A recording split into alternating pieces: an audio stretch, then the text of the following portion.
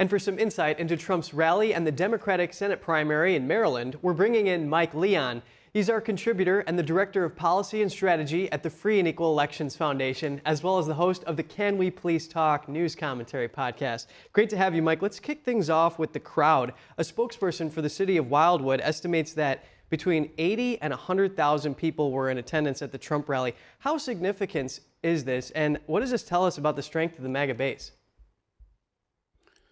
Well, good morning, Kevin, first and foremost, as always. Jersey's funny because obviously I grew up in Jersey. For those of you seeing the Rutgers helmet over my shoulder, the State University is where I went to college there. And obviously, Chris Christie was the former governor there, Republican governor.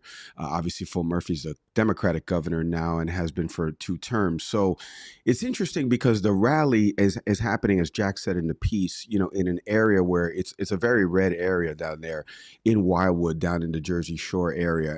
And as you get closer to Pennsylvania, which is a swing state, a lot of people from the Trump campaign did this strategically because they know that Pennsylvania is in play potentially this year. You have that, so it's about 20 to 30 miles away, Wildwood is from Pennsylvania. A lot of folks from Pennsylvania tend to go to New Jersey to vacation there in that area. So I think the rally kind of shows that, Trump is trying to hit a couple different areas with respect to Pennsylvania being such a big swing state, and especially New Jersey.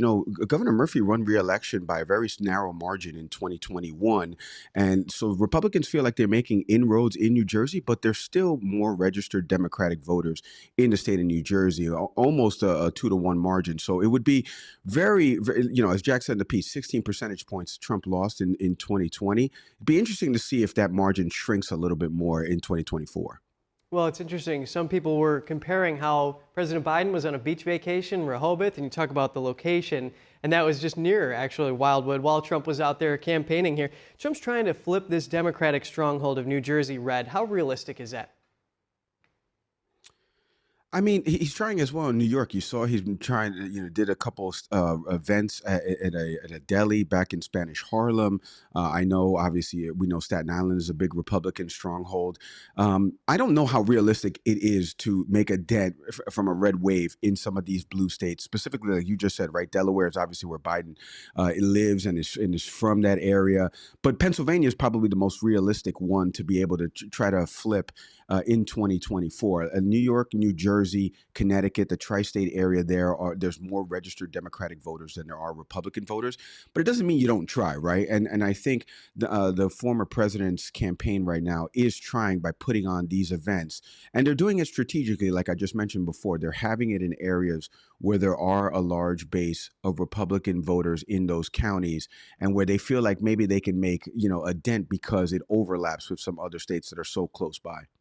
And just for some context here, Mike, the last 8 presidential elections went for Democrats in New Jersey, but in the 80s and late 70s, some Republicans won there. Let's move on to the Democratic Senate primary in Maryland. How did the race between Representative Trone and County Executive Alsobrooks become so competitive?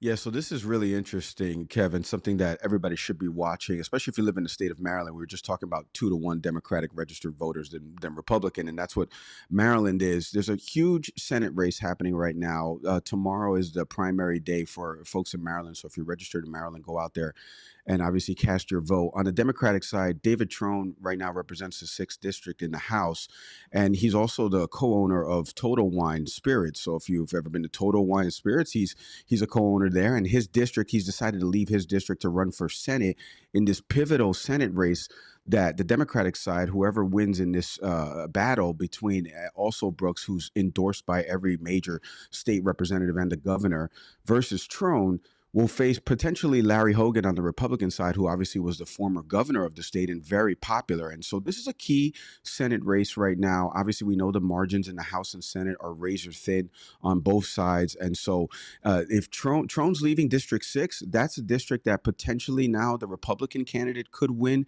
And so that seat is in play because of him leaving. This is just such a close race. And you would think, I just mentioned he's the co-owner of Total Wines. He spent $61 million on his campaign so far. How is it so close? It's because also Brooks has been doing a really good job on the ground and has endorsements by everybody pretty much at the state and local level down there. So it's going to be interesting to watch and see what happens, especially in November with this Senate race. Well, thanks for coming on this morning. Our contributor, Mark Leon, the Director of Policy and Strategy at the Free and Equal Elections Foundation. Thanks, Kevin.